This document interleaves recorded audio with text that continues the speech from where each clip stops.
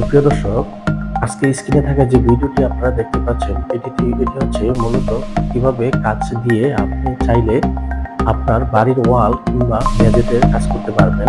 তবে এই কাজটি করার জন্য আপনার প্রচুর পরিমাণে বোতল সংগ্রহ করতে হবে এবং এই বোতল দিয়ে তৈরি করার জন্য আপনার সেই সাথে লাগবে বালি এবং সিমেন্ট।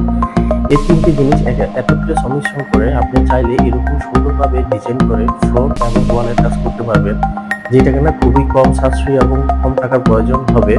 তবে আমরা সবাই জানি, আমরা যখন কোনো কিছু ব্যবহার করি সেটা আমরা অপ্রয়োজনীয় আকারে চারপাশে ফেলে রাখি। আপনি ফেলে না রেখে চারপাশে পড়ে থাকা এই ধরনের বোতল দিয়ে আপনি চাইলে এরকম সুন্দরভাবে একটি মনোরম ডিজাইন তৈরি করতে পারবেন। তবে এতে করে আপনার অনেক বেশি টাকা সেভ হবে এবং সেই সাথে আপনি নতুন জিনিস তৈরি করা হবে। তবে এটি খুবই সাশ্রয়ী এবং উপযোগী। আমরা অনেকে চিন্তা করি কিভাবে কম টাকার মধ্যে এভাবে কোনো জিনিস তৈরি করা যায়। তবে তাদের জন্য হচ্ছে মূলত আমার এই ভিডিওটি। আপনি যদি চান তাহলে আপনিও এই কাজটি করতে পারেন আপনার বাড়িতে।